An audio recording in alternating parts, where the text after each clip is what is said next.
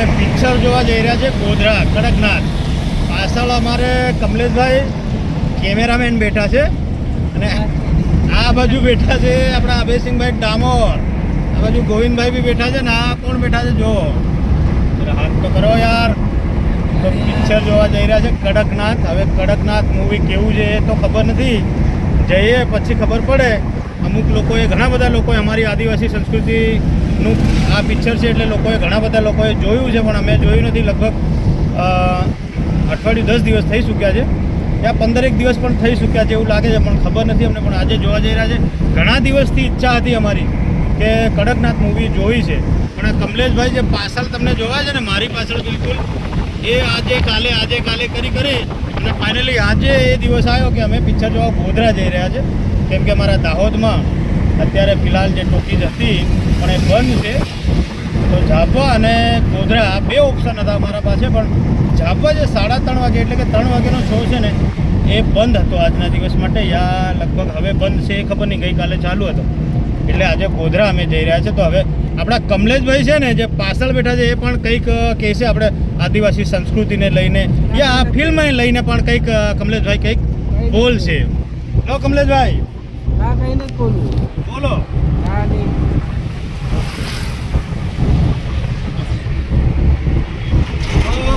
આદિવાસી સંસ્કૃતિને લઈને આ ફિલ્મ છે તો ખરેખર. તો જુઓ મિત્રો, હવે અમે ગાડી પાર્કિંગ કરી લીધી છે. ગાડી પાર્કિંગ કરીને જઈ રહ્યા છે ઉપર તરફ. જોઈ શકો છો તમે, અમે ગાડી નીચે પાર્કિંગ કરી અને હવે જઈ રહ્યા છે ટોકી જે ઉપર છે એ તરફ જઈ રહ્યા છે. તો મિત્રો બન્યા રહેજો, તમને ત્યાંના દ્રશ્યો જોવાડીશું. હવે જોઈ શકો છો તમે આ ટોકી જ છે, જે ગોધરાની આ ટોકી છે ને એ જોવો, એના દ્રશ્યો જોવો.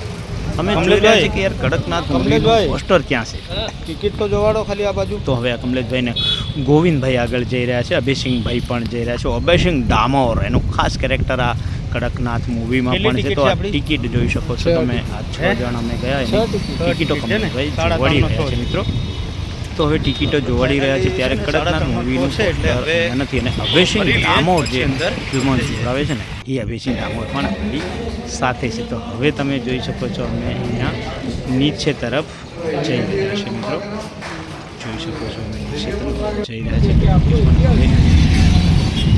તો મિત્રો જોવો આ ટોકીસનો નજારો અંદરનો જોઈ શકો છો તમે. આ ટોકીસનો અંદરનો નજારો, ગોધરાની ટોકીસનો નજારો.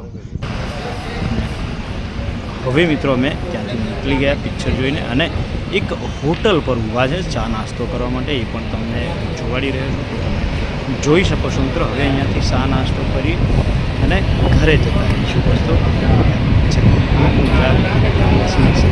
લઈને જોવા જવું એ આપણો ફરજમાં હતું મિત્રો, એટલે આપણે જોયું છે. તો દોસ્તો હવે અહીંયાથી ચા નાસ્તો કરીને જવા નીકળી રહ્યા છે. તો તમે પણ જોયું હોય તો કમેન્ટ કરજો, અને આ હોટલ જોવી હોય તો પણ કમેન્ટ કરજો, અને કડકનાથ મૂવી જોવી હોય ને તો પણ કમેન્ટ કરજો મિત્રો. એટલે હવે અમે અહીંયાથી નીકળી રહ્યા છીએ મિત્રો. તો બન્યા રહેજો કે અમે દાહોદ જઈ રહ્યા છીએ. તમે જોઈ શકો છો કે ગાડી પાછળ કાઢી રહ્યા છે, એટલે હું અહીંયાથી આ વિડીયો બનાવી રહ્યો છું. તો બન્યા રહેજો દોસ્તો, કેમ કે આનું રિસ્પોન્સ કેવું છે જોડાવ્યું. મિત્રો આ જોયું એ પ્રમાણે ગઈકાલે અમે કડકનાથ પિક્ચર જોઈને આવ્યા. તો સાંજે અપલોડ કરવાનો હતો વિડીયો, પણ આપણા જે ફિલ્મ જોયું એના પછી જે મારે જે પણ રિવ્યૂ તમને આપવું હતું એ નહીં મળી શક્યું, કેમ કે રાત્રિ થઈ ગઈ હતી. તો મિત્રો જે કડકનાથ મૂવી છે ને, જે આપણા દાહોદમાં બનેલી મૂવી છે, અને ખાસ કરીને આદિવાસી સંસ્કૃતિને લઈને બનેલી છે ને, આદિવાસીઓની ભાષા પણ એમાં ઉપયોગ કરવામાં આવી છે. તેમજ સંપૂર્ણ મૂવી દાહોદમાં બની, દાહોદના અલગ અલગ ગામોમાંથી લગભગ 15-16 ગામોમાંથી આ મૂવી બની છે, સારા એવા લોકેશન પર.